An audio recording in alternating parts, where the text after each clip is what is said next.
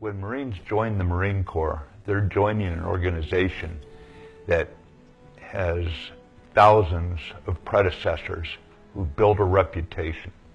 We're the toughest, most feared force in the world. And we don't surrender that reputation except at our own peril.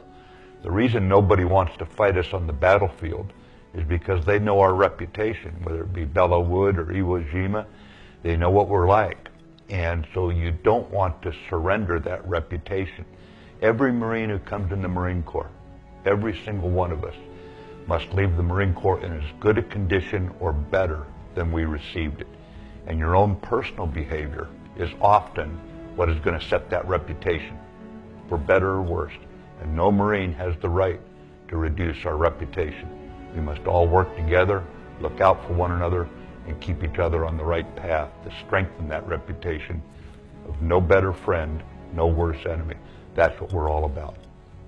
Mattis has watched the Middle East for decades, heading up a task force into southern Afghanistan in 2001. There's a million things that can go right or wrong. And also leading a division of Marines during the invasion of Iraq in 2003. Mattis is a seasoned combat commander with 44 years of service in the Marine Corps and key commands in both Afghanistan and Iraq. He won praise for his role in the deadly 2004 Battle of Fallujah, his ferocity earning him the nickname Mad Dog. Actually, it's a lot of fun to fight them, you know. It's a hell of a hoot. You go into Afghanistan, you got guys who slapped women around for 5 years because they didn't wear a veil. You know, guys like that ain't got no manhood left anyway, so it's a hell of a lot of fun to shoot them. You know what I mean? It's a good fight.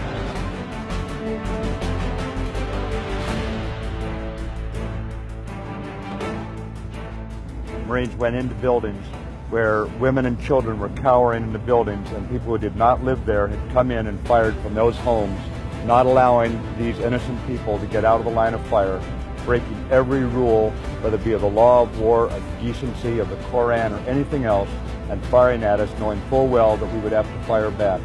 And the Marines were able to get in. In some cases, they didn't even have the manhood to go down and fight. They surrendered after endangering these women and children, firing on us. Then they surrendered. They didn't even have the guts to go down and swing.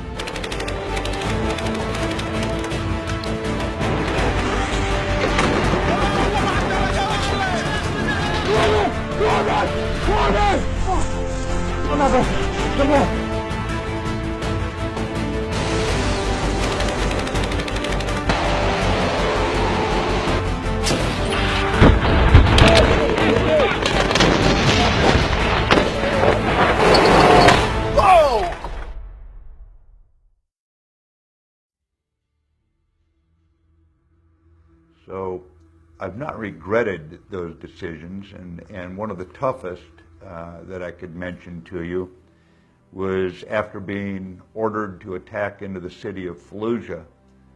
I was ordered to halt the attack deep inside the city, and during that first and ultimately aborted attack, ordered to withdraw our Marines and sailors out of the city they had fought for, and they had lost some of their buddies in that fight. So it was a difficult decision. It was a decision taken for reasons that had nothing to do with the tactical situation on the ground. I was concerned to a degree if the Marines would lose confidence in their leadership because of it, but they didn't. Ultimately, it's about the spirit of the Marine Corps that nothing really can stop us. And we just don't take refuge in self-pity or any of that kind of stuff. And so as a result, the Marine Corps remains a very feared organization in this world, as it should be. So tough decisions, tough times, and sometimes things don't go our way. Doesn't have anything to do with the decision we make about how we feel about it. Every Marine makes their own decision about how they're going to react, what happens to them. And that's what sets the Marine Corps apart, because when the times get tough, the Marines get tougher.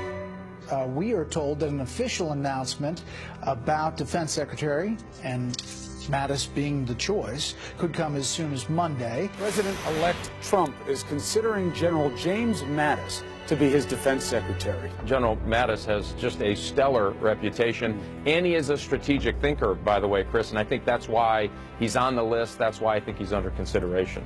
Sources tell CNN that Mattis is now the leading candidate for Secretary of Defense. James Mattis is somebody whose career and resume are very intriguing to Donald Trump, according to a transition official, and is absolutely somebody that would be considered at or near the top of his list as the next defense secretary. Now, you can go through the resume and look back a number of combatant commands.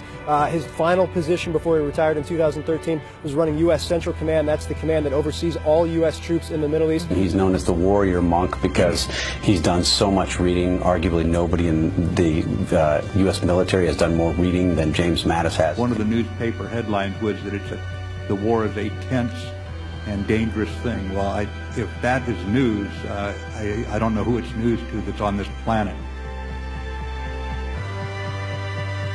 The U.S. military is quite capable of giving our enemies their longest day and their worst day if ordered to do so. We remind them that the descendants of Valley Forge don't scare.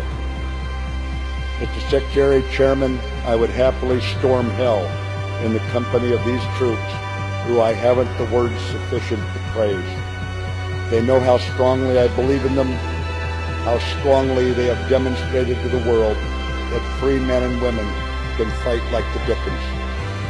The cost has been severe. Our nations have lost many of our beloved sons and daughters. Many others have been wounded, and many of them grievously. Yet after more than 10 years of war, our ranks remain filled by top-quality volunteers. Volunteers who have looked beyond the hot political rhetoric and answered our country's call. True patriots who have humbled me with their devotion to duty.